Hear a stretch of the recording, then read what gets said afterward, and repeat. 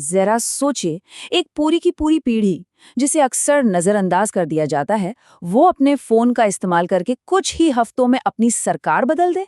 नहीं, ये कोई साइंस फिक्शन फिल्म की कहानी नहीं है। ये नेपाल की सच्ची कहानी है, जहां ZZ ने एक गेमिंग ऐप के जरिए क्रांति ला दी। चलिए समझते हैं कि ये सब हुआ कैसे। कहते हैं ना, हर बड़ी क्रांति की शुरुआत एक चिंगारी से होती है। नेपाल में वो चिंगारी था ये एक वाक्य। नेताओं के बच्चे विदेश में गुची के साथ, जनता के बच्चे विदेश में बक्सों में। ये सिर्फ एक टिकटॉक वीडियो नहीं था, नहीं, ये एक पूरी पीढ़ी की दबी हुई आवाज थी जो अब दहाड़ने वाली थी। और ये मैसेज है ना, जंगल की आग की तरफ फैला। क्यों? क्योंकि इसने देश के युवाओं की गहरी निराशा को छू लिया था। इसने उन घटनाओं की नींव रखी जो सितंबर 2025 में सामने आने वाली थी। एक ऐसी डिजिटल क्रांति जिसकी किसी ने कल्पना भी नहीं की थी। बस सवाल ये है कि आखिर सिर्फ एक वीडियो इतना पावरफुल कैसे हो गया? देखिए, इसका जवाब उस वक्त के नेपाल के हालात में छिपा है। देश एक ऐसे तूफान के मुहाने पर खड़ा था जिसे बस एक झोंके का इंतजार था। ये जो नंबर दिख रहे हैं ना, ये सिर्फ आंकड़े नहीं हैं, ये एक कहानी बताते हैं। आप सोचिए, देश की आबादी युवा है, डिजिटल रूप से जुड़ी हुई है, लेकिन हर 5 में से एक युवा के पास नौकरी नहीं है। देश की इकोनॉमी विदेश में काम करने वालों के भेजे गए पैसों पर टिकी है, और भ्रष्टाचार, वो तो सिस्टम में अंदर तक घुस चुका था। मतलब ये एक ऐसे बारूद के ढेर जैसा था जिसे बस एक चिंगारी का इंतजार था। और ये चार्ट, ये तो पूरी कहानी साफ कर देता है। एक तरफ 58 साल के नेता जो सत्ता में थे, और दूसरी तरफ 23 साल के युवा जो भविष्य की मांग कर रहे थे। ये सिर्फ एक पीढ़ी का अंतर नहीं था, ये दो ऐसी दुनियाओं का टकराव था जो एक दूसरे को समझ ही नहीं पा रही थी। और फिर सरकार ने वो गलती कर दी जिसने, आप कह सकते हैं, जलती आग में घी नहीं पेट्रोल डाल दिया। उन्हें लगा कि वो इस ऑनलाइन गुस्से को दबा देंगे, पर हुआ ठीक उल्टा।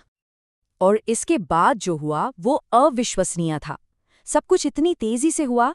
28 अगस्त वीडियो वायरल होता है। 4 सितंबर सरकार घबराकर सोशल मीडिया बैन कर देती है। 8 सितंबर शांतिपूर्ण विरोध हिंसक हो जाता है, और उसके ठीक अगले दिन 9 सितंबर तक संसद जल रही थी और सरकार गिर चुकी थी। सिर्फ 12 दिनों में एक हैशटैग ने इतिहास बदल दिया। सरकार के गिरने के साथ ही देश में एक खालीपन आ गया। कोई कानून नहीं, कोई व्यवस्था नहीं, सिर्फ अफरा तफरी।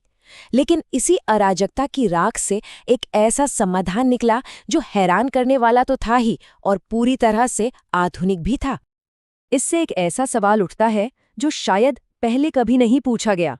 क्या एक गेमिंग ऐप देश चला सकता है? सुनने में मजाक जैसा लगता है ना? लेकिन नेपाल के नौजवानों के लिए ये कोई मजाक नहीं था। ये उनका अगला कदम था। जब सारी पुरानी व्यवस्थाएं ढह गई, तो युवाओं ने उस दुनिया का दरवाजा खटखटाया जिसे वो सबसे अच्छी तरह जानते थे। एक ऐसी जगह जिसे सरकार ने नजरअंदाज कर दिया था, डिस्कॉर्ड। जी हाँ, गेमर्स के लिए बनाया गया एक चैट ऐप। ये स्लाइड सब कुछ कह देती है। एक तरफ पुरानी, धीमी और अपारदर्शी संसद, और दूसरी तरफ जेन ज़ीज़ की डिस्कॉर्ड संसद, एकदम इंस्टेंट, पारदर्शी और सबके लिए खुली। ये सिर्फ एक अपग्रेड नहीं था, ये एक पूरी तरह से नया सिस्टम था। तो उन्होंने ये किया कैसे? अराजकता से नहीं, बल्कि एक अविश्वसनीय रूप से व्यवस्थित तरीके से। उन्होंने एक डिस्कॉर्ड सर्वर बनाया। उम्मीदवारों ने लाइव वॉइस चैनल्स पर बहस की, ठीक वैसे ही जैसे वो किसी गेमिंग टूर्नामेंट पर चर्चा कर रहे हों। और फिर 43,000 से ज्यादा सदस्यों ने एक सुरक्षित वोट के जरिए अपने नेता को चुना। ये था इतिहास का पहला डिजिटल चुनाव। और लोगों ने चुना किसे? किसी युवा प्रभावशाली व्यक्ति को नहीं, बल्कि 73 वर्षीय पूर्व मुख्य न्यायाधीश सुशीला कार्की को। उन्हें 50% वोटों के साथ एक साफ जनादेश मिला। युवाओं ने अनुभव और ईमानदारी को चुना। ये एक बहुत ही शक्तिशाली संदेश था। एक डिजिटल चुनाव, एक गेमिंग ऐप पर चुना गया प्रधानमंत्री। इसके बाद क्या हुआ? और क्या ये सिर्फ नेपाल की कहानी है, या फिर ये पूरी दुनिया के लिए भविष्य की एक झलक है?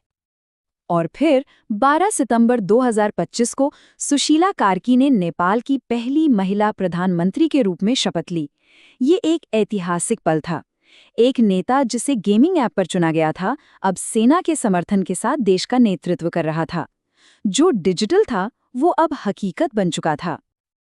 और ये हमें इस अंतिम और बहुत ही विचारोत्तेजक सवाल पर छोड़ देता है, क्या यही लोकतंत्र का भविष्य है?